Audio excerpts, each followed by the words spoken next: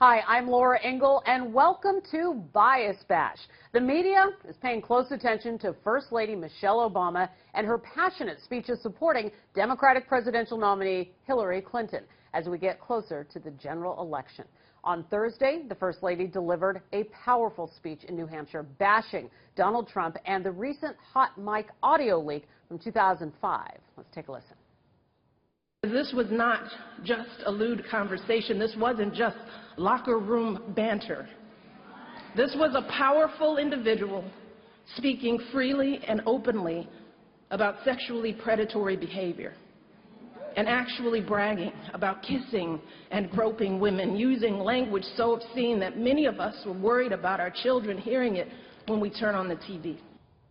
And could Michelle Obama be the closer for Clinton, as she was named by campaign surrogates in her husband Barack Obama's campaigns in 2008 and 2012? So here to weigh in on the media's reaction to this is Fox News contributor Judy Miller. Welcome, Judy. So glad to have you here on set. So, Judy, we want you to go ahead and break this down for us as we listen. I mean, this was a 26-minute long speech she gave. Very powerful, emotional, personal. Right. I mean, we haven't seen this First Lady since basically, I think, the convention. When she gave that speech at the convention, people understood the potential power of Michelle Obama's words. Now you see her as the closer, as the person who is driving home the message about how shocking, how ahistorical, how unacceptable what Donald Trump is saying has been to the American people. And she does it with such power without ever mentioning his name. She is their true secret and now not so secret weapon. You know, this should have been a change election. It was after 8 years of the Democrats, this should have been a Republican year. It was really the Republican Party's election to lose. And Donald Trump seems well on his way to losing it because he is losing American women, and especially 20% of independent women who have now said they will not vote for him. No way, no shape, no how. Right, and I mean, that's truly, there's been so much that has gone on in this campaign in the last several weeks, and many people point out that he has offended many different areas of our population. This seems to be maybe the final straw. And I want to say that this has been a consistent theme of the Trump campaign. If you remember, it was Megyn Kelly, our own Megyn Kelly, who started this with her question. Donald Trump could have responded in a number of ways. He could have tried to make a joke out of it. He could have apologized. But he attacked her and went on to create the theme that is now coming back to haunt him. This is a crisis of his own making. I was standing by to go live yesterday on a report. I was in studio, and I got bumped, as we do as reporters when Donald Trump or Clinton comes out and does a speech. I was listening to him, and he was up on the stage, and he was at an outdoor venue, and he was berating the fire marshals because he said the fire marshals weren't letting enough of his people in. And he did a pace around the stage, and he said those fire marshals, and he was calling it, he said, they're probably all Democrats.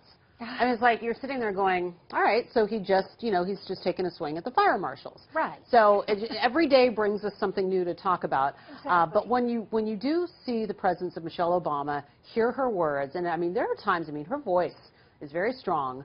Is this exactly what Clinton needs? Did she need Michelle Obama to do this? It just helps her more. You know, I think it just reinforces the general theme. And I think there are other subliminal themes of the Trump campaign that are really beginning to cut into him. It's women, it's Mexicans, his attack on Carlos Slim, who is an investor in my former paper, the New York Times, anti-Mexican, anti-big bank, anti-media, the elite media. These are all subliminal anti-Semitic themes that also have played well with his base, but they are really frightening many, many people, including some senior Republican officials and the donors who would normally be bending over backwards to get him elected. They have distanced themselves from him. And some of the words, you know, when I see people like yourself that have been covering politics for as long as you have and following the media, and I just wonder, with you being like, you know, I always feel like, okay, we've got the adult in the room. You know, when you hear some of these words, and even the newspaper that you brought in here, you were reading from. This is the New York Times.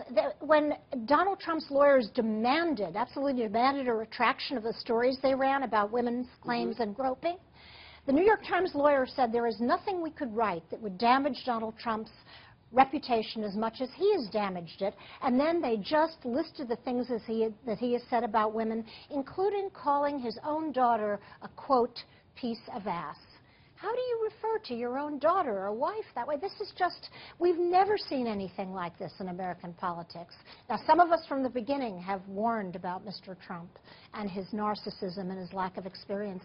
Now I think it's becoming clear, not only to women, but to a great many Americans who are trying to find the right person for the country. Before I let you go, can he recover before the election? You know, WikiLeaks, I mean, what you said, you know, a lot of people, you would think that we would be talking about would be WikiLeaks and Clinton. If he weren't stepping on the WikiLeaks story, if he weren't absolutely demanding that the public and the media pay attention to him and the themes that hurt him the most. It is the most self-destructive campaign I've ever witnessed, but it's Donald Trump by himself, all alone, which is just where he wants to be. Okay. Well, we know that the next few weeks will certainly be very interesting. I look forward to hearing more of your perspective, as always. Thank you. All right. So thank you to Judy. Thank you. To hear more media analysis on this week's top headlines, you want to catch Media Buzz. That's with our friend Howard Kurtz on Sunday, 11 a.m. Eastern, and again, 5 p.m. Eastern on the Fox News Channel. I'm Laura Engel. Thanks so much for watching.